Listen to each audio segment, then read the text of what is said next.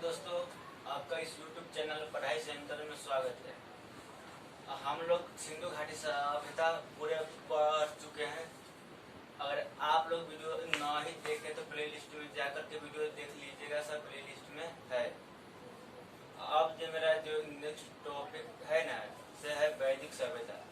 तो हम लोग अब वैदिक सभ्यता के बारे में जानने का प्रयास करेंगे। तो देखिए पहले वैदिक सभ्यता, पहले देखिए वैदिक सभ्यता के निर्माता जो थे ना, वो आर्य थे। वैदिक सभ्यता के निर्माता कौन थे? तो आर्य थे। वैदिक सभ्यता के निर्माता कौन थे? तो आर्य थे। तो देखिए, तो वैदिक सभ्यता के ना दो भागों में बांटा गया है। वैदिक सभ्यता के कितने भागों में बांटा गया है? तो दो भागों में, ऋग वैदिक काल या पूर्व वैदिक काल, और दो में उत्तर वैदिक काल। तो पहले ये जाने दे कि हम जो वैदिक सभ्यता का जो पूरा समय था ना, वो 1500 ईसा पूर्व से 600 ईसा पूर्व के बीच था। वैदिक सभ्यता का समय क्या था? तो 1500 ईसा पूर्व से 600 ईसा पूर्व के बीच वैदिक सभ्यता का समय था। और वैदिक सभ्यता का निर्माता कौन था? तो आर्य था। और आर्य कौन था? तो आर्य विदेशी था। आर्य कौन था? तो आर्य विदेशी था। तो देखिए, वैदिक सभ्यता को दो भागों में बांटा गया है, ऋग वैदिक काल या पूर्व वैदिक काल, और दूसरा है उत्तर वैदिक काल। तो ऋग वैदिक काल को देखिए, ऋग वैदिक काल का जो समय है ना, 1500 ईसा पूर्व से 1000 ईसा पूर्व तक है। ऋग वैदिक काल का समय क्या है? तो 1500 ईसा पूर्व से 1000 ईसा पूर्व। और उत्तर वैदिक काल का समय क्या है? तो 1000 ईसा पूर्व से 600 ईसा पूर्व के बीच।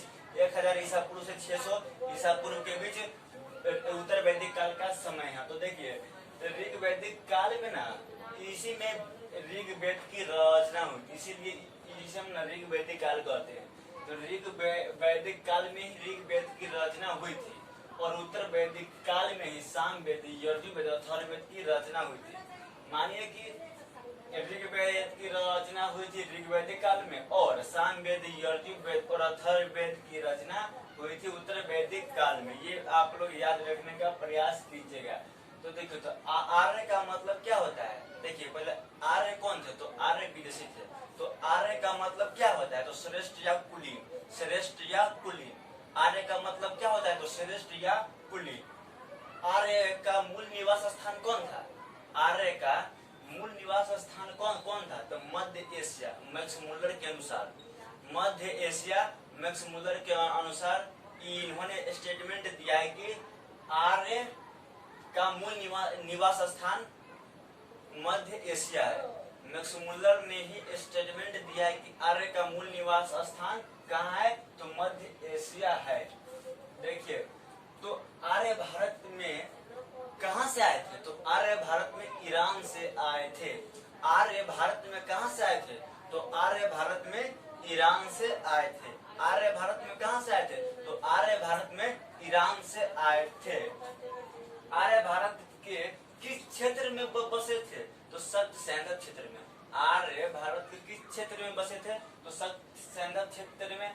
और सप्त सैंधव क्षेत्र जो पंजाब का क्षेत्र है, उसी में आकर बसे थे। और एक बात याद रखिएगा कि 5 नदियों का भूमि पंजाब को ही कहा जाता है।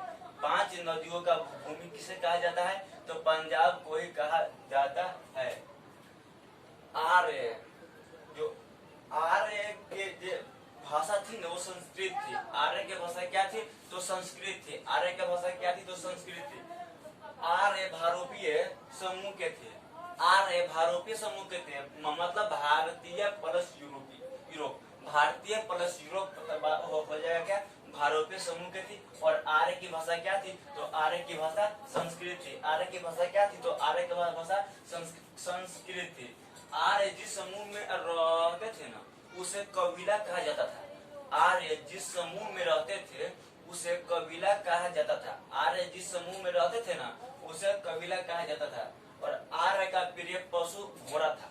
आर्य का प्रिय पशु कौन था? तो घोड़ा था। और आर्य का पवित्र पशु कौन था? तो गाय था। आर्य का पवित्र पशु कौन था? तो गाय था। आर्य की प्रमुख नदी सिंधु नदी थी, और पवित्र नदी सरस्वती नदी थी। आर्य के प्रमुख नदी कौन थी? तो सिंधु नदी थी, और पवित्र नदी सरस्वती नदी थी। और सरस्वती नदी को नदीतमा के नाम से हम जानते हैं, यानी कि नदियों का माता सरस्वती नदी को कहा जाता है। नदियों का माता किसे कहा जाता है? तो सरस्वती नदी को कहा जाता है। एक बार हम लोग फिर इसको एक बार रिवीजन करते तो देखिए, वैदिक सभ्यता, आर्य सभ्यता। तो वैदिक सभ्यता को आर्य सभ्यता क्यों कहते हैं? तो क्योंकि इसके निर्माता जो थे ना तो आर्य थे। और आर्य कौन थे? तो आर्य विदेशी से थे। आर्य का मतलब क्या होता है? तो श्रेष्ठ या कुलीन होता है। आर्य का मतलब क्या होता है? तो श्रेष्ठ या कुलीन होता है। और आर्य का जो मूल निवास स्थान था ना तो मध्य एशिया है, जो स्टेटमेंट दिया है मैक्स मुलर ने। देखिए, तो वैदिक सभ्यता के निर्माता थे आर्य थे। वेदों की रचना हुई थी और समय था 1500 ईसा पूर्व से 600 के बीच। वैदिक सभ्यता के दो भागों में बांटा गया है, ऋग वैदिक काल या पूर्व वैदिक काल, दोनों उत्तर वैदिक काल। ऋग वैदिक काल का समय 1500 ईसा पूर्व से 1000 के बीच, और उत्तर वैदिक काल का 1000 से 600 के बीच है। और ऋग वैदिक काल में ऋग्वेद की रचना हुई थी, और उत्तर वैदिक काल में सामवेद, यजुर्वेद, अथर्ववेद की रचना। इन तीनों वेदों की रचना उत्तर वैदिक काल में हुआ था। और आर्य भारत में ईरान से आए थे। आर्य भारत में कहां से आए थे? तो ईरान से आए थे। आर्य भारत के सैंधव क्षेत्र में बसे थे, यानी पंजाब के क्षेत्र जगत था सख्त सैंधव, वहीं आकर बसे थे। और आर्य भारतीय समूह के थे, मतलब भारतीय प्लस यूरोपीय थे, यूरोपीय समूह के थे। और आर्य की भाषा संस्कृत थी। आर्य की भाषा क्या थी? तो संस्कृत थी। आर्य जिस समूह में रहते थे ना उसे कबीला कहा जाता था। और आर्य के प्रमुख पशु घोड़ा और पवित्र पशु गाय थी। और आर्य का प्रमुख नदी सिंधु और पवित्र नदी सरस्वती थी। और सरस्वती नदी को नदीतमा कहा जाता है, यानी कि नदियों का माता कहा जाता है सरस्वती नदी को। तो आज का मेरा टॉपिक यहीं पर खत्म होता है। और जैसे हम लोग सिंधु घाटी सभ्यता पढ़े ना, वैसे हम लोग थोड़ा थोड़ा जानने का प्रयास करेंगे। आप लोग वीडियो को देखिएगा, लाइक कीजिएगा और सब्सक्राइब कर लीजिएगा, बेल आइकन को दबा दीजिएगा, ताकि आपका फ्रेंड विक्रम प्रभाकर फिर से वीडियो लेकर के आए आपके समक्ष। धन्यवाद, बाय।